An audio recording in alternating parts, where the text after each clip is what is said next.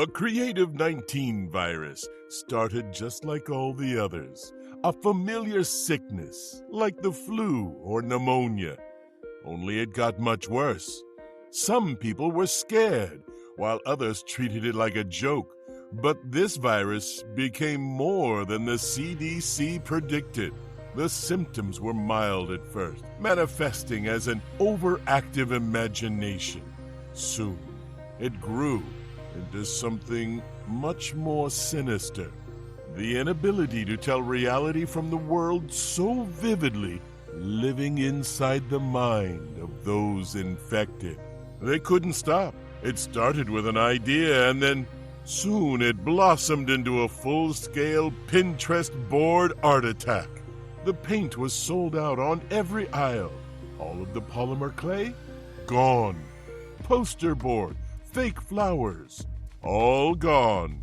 Don't even get me started on the baking arts. All of the yeast and food coloring hasn't been seen in stores for weeks. Every DIY imaginable on the internet has been tried, tested, and proved to be a success or a failure. Now everyone living with someone infected with Cre8tive is in grave danger. It started when Mom went to the store to get toilet paper. She returned with paint. We thought it was just a tiny symptom, like seasonal allergies. Everyone gets those. We thought it was nothing to worry about, but then, the following day, we awoke to boxes upon boxes of craft supplies, shipped overnight from Amazon. Mom looked sick. Her eyes had sunken in, and she'd been scrolling through Pinterest and YouTube tutorials for hours. She insisted that she was okay. She was only picking up a hobby or two. That was when Dad started showing symptoms. He started going on and on about all the repairs he wanted to do on the house.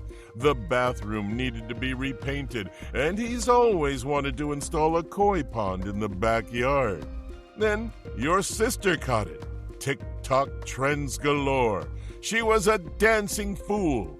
There was no single moment she wasn't learning a new dance routine or lip-syncing to a new audio clip or song. When she wasn't dancing, she was painting, pouring, devoting all of her time to resin art. It was a nightmare. Don't even get me started on the body paint. This is just an average family, plagued by this virus, and not taking care to prevent and follow every step and phase towards recovery. I fear that we have not seen the worst of this Cre8tive virus. We need to follow the stages precisely if we're going to get out of this mess. Phase 1, investigation. This virus must be identified and investigated in animals or humans anywhere in the world that's thought to have implications for human health. The Cre8tive has very specific symptoms, and we need to monitor how it's affecting the world as we know it. Phase 2, recognition. We need to keep an eye on increased cases or clusters of cases. These need to be identified as Cre8tive cases, along with an increased potential for person-to-person transmission. We need to take absolute precaution when recognizing the symptoms and narrowing down who has it, and potentially contracting this virus. Phase 3, initiation. Cases of the virus are confirmed with both efficient and sustained person-to-person transmission. We need to set up secure and safe testing sites, even make the test accessible at home. This virus is deadly, and we cannot risk contracting more cases when there's not enough polymer clay on the shelves. Phase 4, acceleration. The new virus infects susceptible people, from your mom to your grandmother. We need to think about those closest to us. Your grandfather cannot build another storage shelf for your grandmother's yarn addiction. Public health officials may take measures such as closing schools, encouraging social distancing, and offering antivirals or vaccines, if available. That way, we can limit the amount of influence and slow infection rates. Phase 5, deceleration. As rates go down around the world, we still need to take precautions. Deceleration is not eradication. There's still not enough oil paint on the shelves for another spike in cases. Nature must heal, and for that to happen, we need less painting. Phase 6, preparation. Even after the pandemic has subsided, public health officials continue to monitor the virus and brace for another wave of illness. You are still susceptible to the remaining craft supplies you have at home. Pinterest is still sending ideas to your mother's email, so you have to take absolute precautions when going out. We cannot have another wave of baking. If I have to eat one more sourdough loaf, I'm going to lose it. Phase 7, prevention. Here, we must ensure that the numbers stay low with care and caution.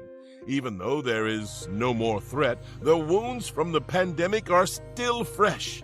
Every failed DIY is a reminder of what was lost, and we do not want it to be an inspiration to try again. Once we follow these steps, we can be cleared to return to normal. But we must remember the money spent and the sanity lost for those of us seriously affected by the Cre8tive pandemic.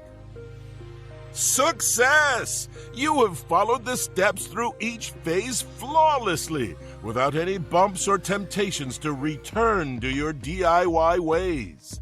You had your best friend change your Pinterest password to something unrecoverable, and there is no chance at reinfection. You have survived your first pandemic that will hopefully be your last. Failure. Well, you tried, just like you tried to paint your granite bathroom counter marble with latex paint. Truly a failure.